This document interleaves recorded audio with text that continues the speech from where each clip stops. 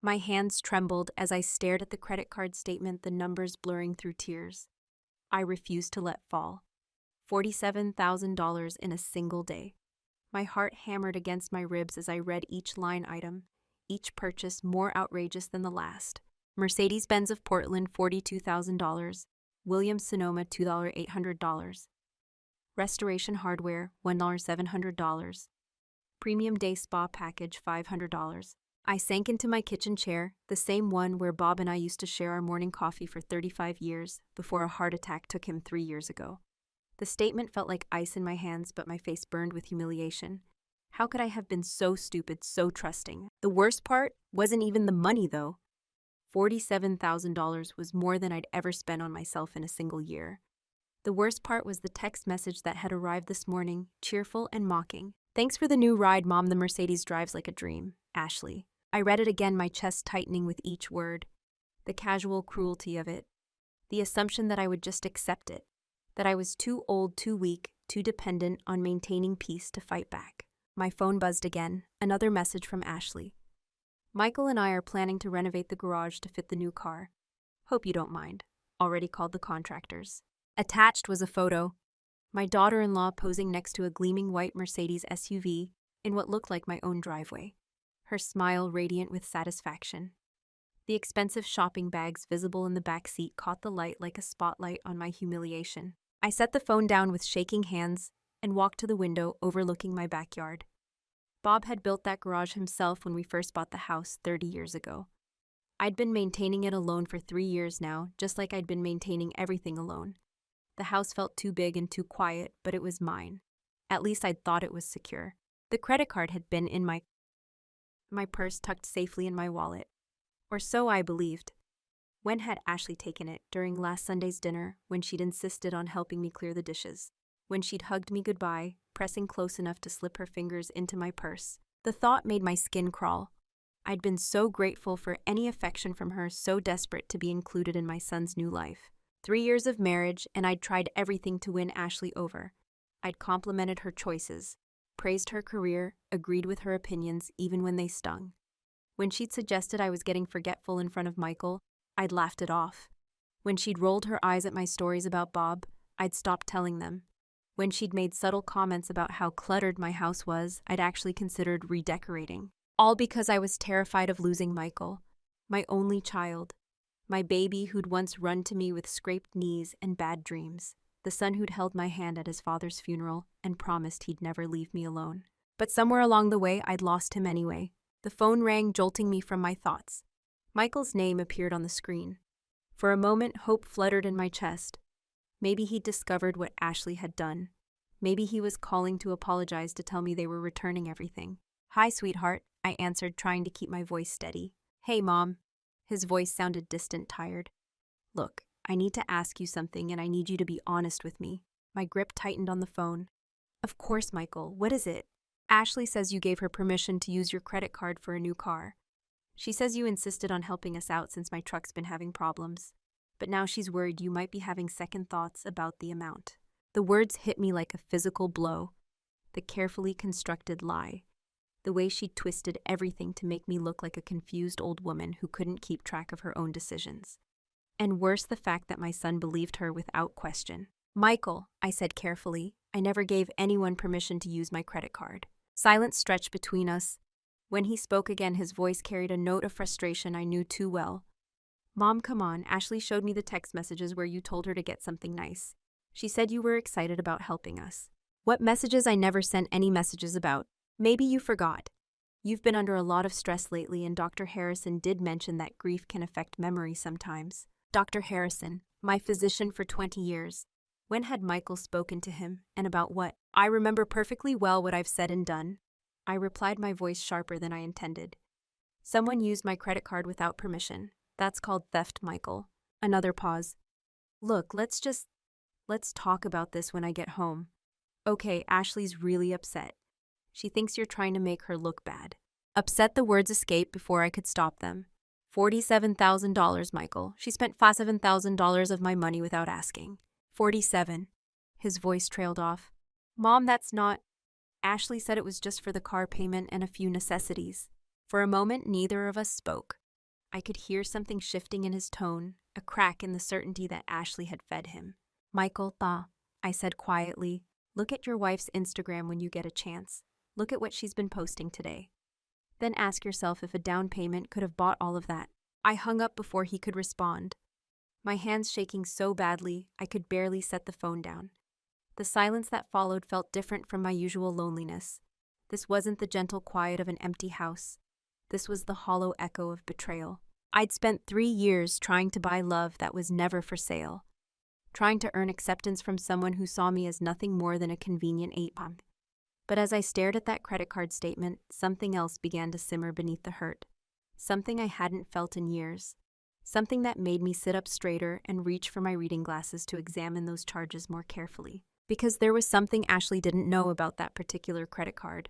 Something that might just change everything. I couldn't sleep that night.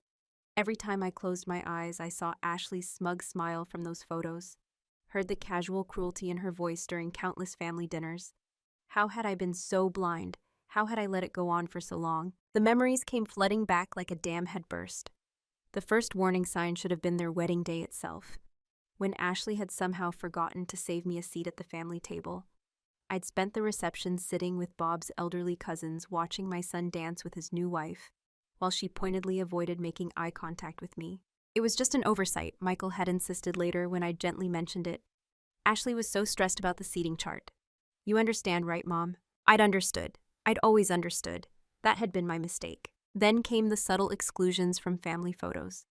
Oh, we were just taking a quick shot, Ashley would say, whenever I'd noticed that somehow every candid moment had been captured without me in frame. We can take another one later. But later never came. And the photos that ended up on their social media told a story of a happy couple with no extended family at all. I remembered the first Christmas after their marriage, when I'd spent weeks knitting Ashley a beautiful cashmere scarf in her favorite color. She'd opened it in front of everyone, held it up for exactly 3 seconds, and said, "How vintage. I'm sure someone at the thrift shop will love this." Then she'd set it aside and never mentioned it again. Later, I'd found it in their coat closet with a Goodwill donation tag already attached. But the worst memory, the one that made my chest tighten with fresh pain, was from last Mother's Day. I'd invited them over for brunch, spent the entire morning cooking Michael's favorite foods from his childhood. Ashley had arrived wearing a stunning new outfit and immediately started taking photos of the food I'd prepared. "This is so quaint," she'd said, posting pictures to her Instagram. Nothing like authentic home cooking from the older generation. She'd made my food sound like a museum exhibit, my cooking like some artifact from a bygone era. But what had really stung was watching Michael laugh and encourage her, completely oblivious to how his wife was diminishing me with every word. That same day, as we'd sat around the table, Ashley had started talking about their future plans. "Michael and I have been looking at houses," she'd said, cutting her pancakes into perfect small bites. "Something more modern, you know, with a pool and smart home features." She'd glanced meaningfully around my home, the same house where Michael had grown up, where Bob and I had built 35 years of memories. "Of course we'd want to be close enough to help when Maggie needs us," she'd added with fake concern. "As people age, they really shouldn't be living alone in these big old houses. It's not safe." "I'm perfectly capable of living alone," I'd said quietly. "Oh, I know you think you are," Ashley had replied, her smile never wavering.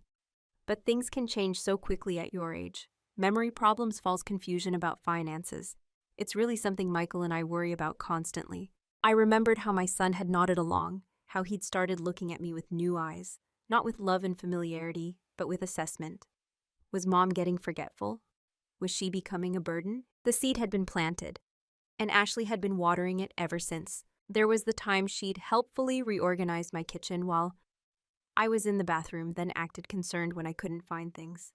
The way she'd started speaking louder and slower to me in public, as if I were hard of hearing. The worried glances she'd exchanged with Michael whenever I told a story I'd shared before. And then there were the financial hints, always wrapped in concern, always presented as helpful suggestions. "Have you thought about adding Michael to your bank accounts, Maggie, just for emergencies, you know? In case something happens. Maybe we should look at getting you some help with the bills. It's so easy to miss payments when you're dealing with everything alone. A financial power of attorney would give you such peace of mind. Then Michael could handle things if you ever feel overwhelmed." I'd resisted most of these suggestions, some instinct warning me to maintain my independence. But I'd been weakening, wearing down under the constant pressure disguised as care. The worst part was how she'd weaponized my grief.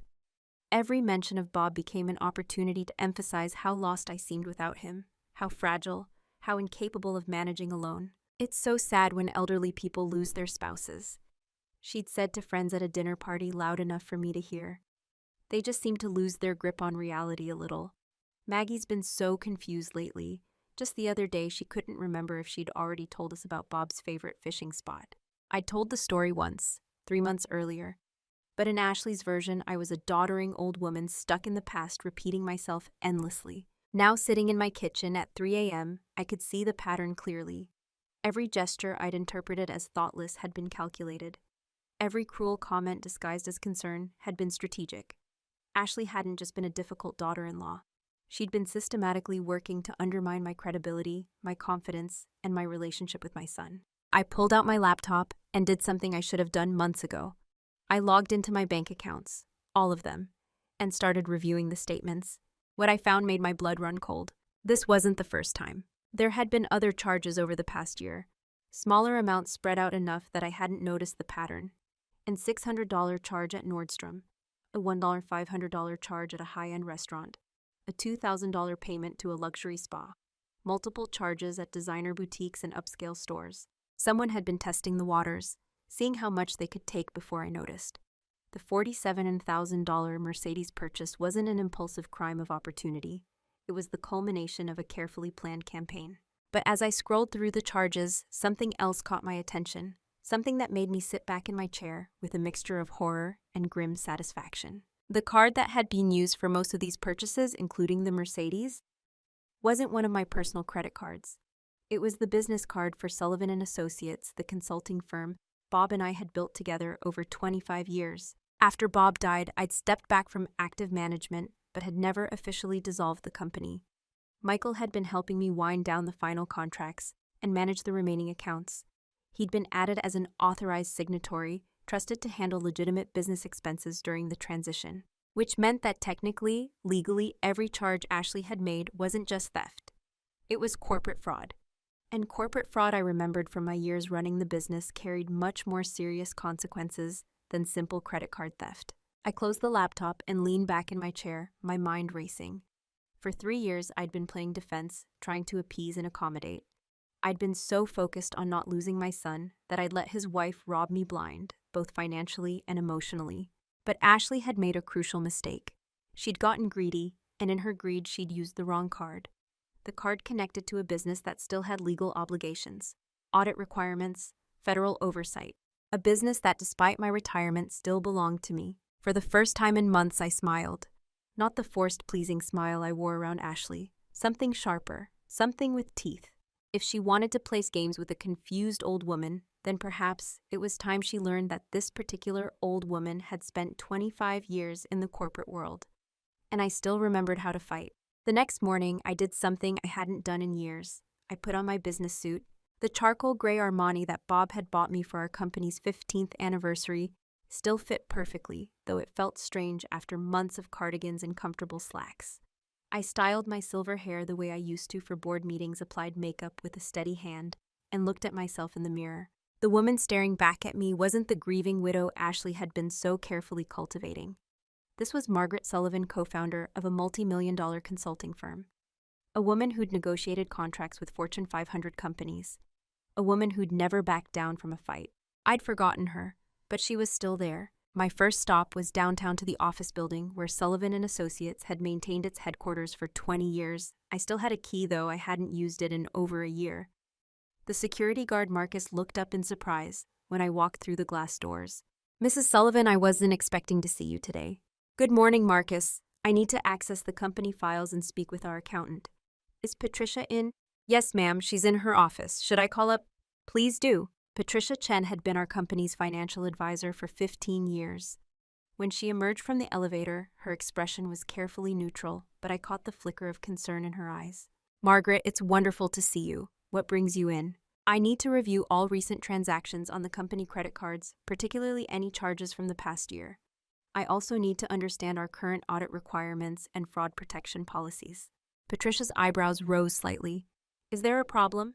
"There might be. I'd prefer to review the documentation before we discuss specifics." She led me to the conference room where Bob and I had celebrated our biggest contracts and weathered our most challenging negotiations.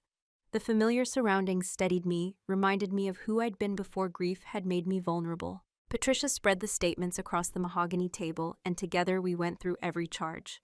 What I'd discovered on my laptop was just the beginning.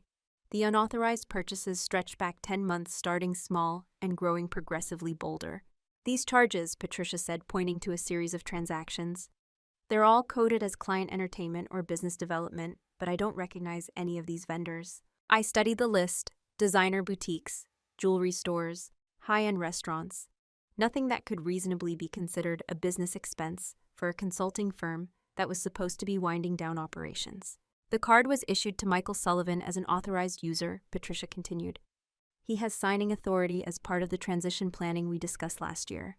But he's not the one making these purchases. I pulled out my phone and showed her one of Ashley's Instagram posts from 3 months ago. She was wearing a designer dress and jewelry that matched charges on the statement dated the same week. Patricia's expression darkened. Margaret, if someone is using company funds for personal purchases and coding them as business expenses, that's not just theft. That's fraud, corporate fraud. What are the implications? Serious ones. IRS penalties, potential criminal charges, complete destruction of professional reputation. The company could face federal investigation. I absorbed this information, feeling a mixture of satisfaction and dread. Satisfaction because finally there would be consequences for Ashley's actions. Dread because those consequences might also touch my son.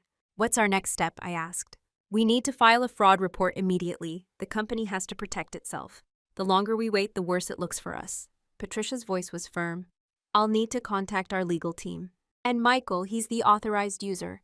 That depends on whether he was aware of the fraudulent nature of the charges. If he was complicit, he's equally liable. If he was unaware, he might be protected, but he'll still face serious questions about his oversight of company resources. I stared at the statements spread across the table, thinking about my son. Had he known? Had he been aware that his wife was systematically draining company funds? Or was he as much a victim of her manipulation as I was? I need 24 hours, I said finally, before we file anything official. Patricia looked uncomfortable. Margaret, I understand he's your son, but legally, 24 hours, I repeated. Then we do whatever we have to do. She nodded reluctantly. But I'm freezing the account immediately. No more charges can be processed. I spent the rest of the day in my old office making calls and reviewing files.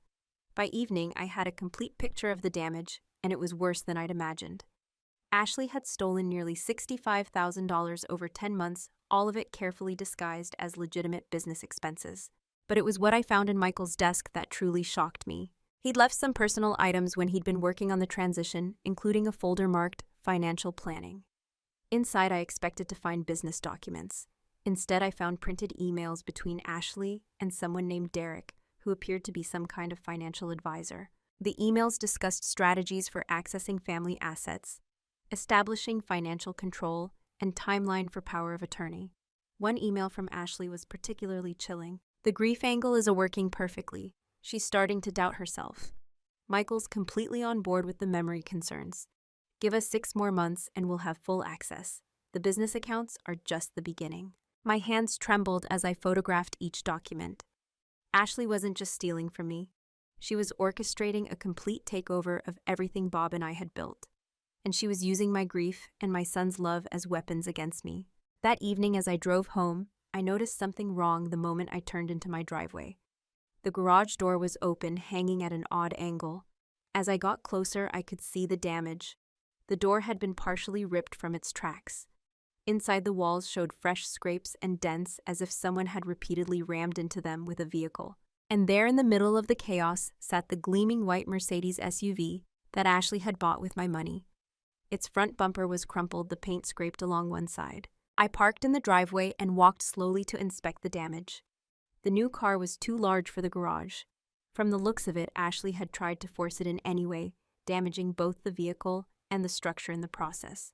My phone rang. Michael. Mom. His voice was tight with barely controlled anger. What did you do to Ashley's car? What did I do? I stared at the destroyed garage in disbelief. Michael, come look at your garage. Ashley says you must have vandalized it because you're upset about the purchase. She's hysterical. She thinks you're trying to frame her. Frame her? I laughed, but it was a bitter sound. Michael, I've been downtown all day. I have security footage and witnesses. Your wife destroyed my garage trying to park a car that's too big for the space. A car she bought with stolen money from your father's company. Silence. Dad's company. Check your business credit card statements, Michael. Really look at them. Then look at your wife's purchases over the last 10 months. And when you're done with that, ask her about Derek and their financial planning emails. Mom, I don't understand. Sullivan and Associates? The company your father and I built. The company you're supposed to be helping me close properly. Your wife has been using the business credit card for personal purchases and coding them as business expenses. That's federal fraud, Michael. The silence stretched longer this time. When he finally spoke, his voice was barely above a whisper. I'll be there in an hour. He arrived in less than 45 minutes, his face gray with shock. Ashley wasn't with him. We stood together in the garage surveying the damage. She said it was your personal card, he said finally. She said you'd given her permission. She said... He trailed off, running his hands through his hair. God, Mom, what has she done? It's not just what she's done, I said gently. It's what she's been planning to do. I showed him the photos I'd taken of the emails. Watched his face crumble as he read his wife's cold calculations about accessing my assets. Establishing control, the timeline for taking everything. Power of attorney by Christmas, he read aloud. Full access within 18 months. He looked up at me, his eyes wet with tears. Mom, I'm so sorry. I believed her. Every time she said you were getting confused, every time she suggested you needed help, I believed her. She's very good at manipulation, I said. She's been practicing for a long time. We went inside and I showed him the full extent of the theft. The credit card statements, the fraudulent coding, the systematic nature of it all. With each revelation, he seemed to age before my eyes. What happens now? He asked. That depends partly on you. The company has to file a fraud report. Patricia's already frozen the accounts. There will be an investigation. If you were unaware of what Ashley was doing, you'll likely be protected. But if there's any evidence you were complicit... I wasn't, he said firmly. I swear to you, Mom, I had no idea. I trusted her. I thought she loved us. Looking at my son's devastated face, I believed him. He'd been as thoroughly fooled as I had, maybe more so. At least I'd eventually seen through Ashley's mask. Michael was only now beginning to understand that the woman he'd married had never existed. There's going to be consequences, I said. Serious ones. Federal fraud charges carry jail time. He nodded slowly. I know. And your marriage? He laughed, but it was hollow. What marriage? I'm married to a stranger who's been plotting to rob my mother while pretending to care about our family. We sat in my kitchen, the same kitchen where this had all started just 2 days ago. It felt like a lifetime had passed. What do I do, Mom? Michael asked, looking more like the lost little boy I remembered than the 32-year-old man he'd become. First, you go home and secure any financial documents you can find. Then you meet with a divorce attorney. After that, I reached across the table and took his hand. After that, we figure out how to be a family again, just the two of us. The next few days passed in a blur of legal meetings, document reviews, and difficult conversations. Ashley had initially tried to brazen it out, claiming I'd given her permission, that I was confused, that this was all a misunderstanding. But when confronted with the evidence, the emails, the fraudulent coding, the pattern of theft, her story fell apart. She showed up at my house on Thursday afternoon while Michael was meeting with his divorce attorney. I watched through the window as she stood at my front door, ringing the bell repeatedly. She looked different. The confident, polished exterior had cracked. Her designer clothes seemed to hang wrong. Her perfect hair was disheveled. I didn't answer the door. Instead, I called Patricia. She's here. Don't engage with her, Patricia advised. Any communication should go through lawyers now. Ashley eventually gave up and left, but not before leaving a note under my door. I waited until her car was gone before retrieving it. Maggie, this is all a huge misunderstanding. I was only trying to help the family. Michael wanted nice things, but was too proud to ask you. I did this for him, for us. Please don't destroy our lives over money. You have so much and we have so little. I'm begging you to reconsider, Ashley. I photographed the note and forwarded it to Patricia. Even now, even caught red-handed, Ashley was trying to manipulate the situation, painting herself as the victim, suggesting that somehow my unwillingness to be robbed was the real crime. That evening, Michael came by with boxes of documents he'd found at home. More evidence of Ashley's schemes. Receipts for items that had supposedly been gifts from relatives who didn't exist. Loan applications with falsified information. Credit cards he'd never known about. She's been living a complete double life, he said, slumping in Bob's old chair. I found 3 credit cards I didn't know existed all maxed out. We're in debt up to our eyeballs, Mom. The house is mortgaged to the limit. She's been taking cash advances to pay minimums on other cards. It's a house of cards and it's all about to collapse. What did the divorce attorney say? That I need to separate my finances immediately, file before she can claim any of your assets as marital property. He says with the fraud evidence I might be able to protect myself from her debts. We worked together that night, sorting through the mess Ashley had created. It was almost midnight when Michael finally asked the question I'd been dreading. Mom, are you going to press charges? I'd been wrestling with this decision for days. Part of me wanted Ashley to face the full consequences of her actions. She'd stolen from me, yes, but worse, she'd tried to steal my son. She'd tried to convince him I was losing my mind, all so she could take everything my husband and I had worked for. But prosecuting her meant putting Michael through more pain. It meant public humiliation, a lengthy trial, the complete destruction of the life he thought he was building. The company has to protect itself, I said carefully. Patricia's filed the fraud report. What happens next is partly up to the authorities. He nodded, understanding what I wasn't saying. The wheels were already in motion. Ashley would face consequences whether I actively pressed charges or not. I'm sorry, Mom, he said for the 100th time. For everything, for believing her over you, for letting her treat you the way she did, for being blind to what was right in front of me. We were both blind, I said, but not anymore. Sunday evening arrived with the kind of crisp fall air that made me grateful for the warmth of my kitchen. I'd spent the day doing what I always did when stressed cooking. The familiar rhythms of chopping, stirring, and seasoning had always calmed me, connected me to happier times. Michael arrived early, looking haggard but determined. He'd been staying in a hotel since Wednesday, unable to face the house he'd shared with Ashley. We didn't talk about the investigation or the divorce. Instead, we worked side by side, preparing dinner, falling into old patterns from when he was young and would help me in the kitchen. Remember when Dad tried to make Thanksgiving dinner that one year? Michael asked, a small smile playing at his lips. The turkey was still frozen in the middle, I laughed. We ended up ordering Chinese food. Best Thanksgiving ever, he said. These moments of normalcy felt precious, like fragments of the relationship we'd lost, being slowly pieced back together. Ashley arrived exactly at 7 as agreed. The meeting had been arranged through lawyers, a final attempt to resolve things without formal prosecution. She looked smaller than I remembered her designer armor, unable to protect her from the reality of her situation. Thank you for seeing me, she said stiffly. We sat at the dining room table, the same table where she'd eaten countless meals while secretly plotting against me. I'd set out coffee and nothing else. This wasn't a social visit. My lawyer says you are willing to consider a settlement, Ashley began. The company is willing to consider restitution in lieu of prosecution, I corrected. There's a difference. She flinched at the formal tone. What are your terms? I pulled out the folder Patricia had prepared. Full repayment of all stolen funds. $65,000 plus interest and penalties. Total amount $71,500. Ashley's face went white. I don't have that kind of money. Then you'll need to liquidate assets. Sell the Mercedes. Return the jewelry. Get a job. I don't particularly care how you do it. That's impossible. Federal prison is the alternative, Michael said quietly. Which do you prefer? Ashley turned to him, tears forming in her eyes. Baby, please, you know I did this for us, for our future. Don't, his voice was sharp. Don't you dare. You did this for yourself. You lied to me for years, made me doubt my own mother, tried to convince me she was losing her mind. Also, you could steal from her. I was trying to secure our future. By destroying my family, by planning to have my mother declared incompetent. Michael pulled out his phone and showed her the screenshots of her emails with Derek. Timeline for power of attorney by Christmas, full access within 18 months.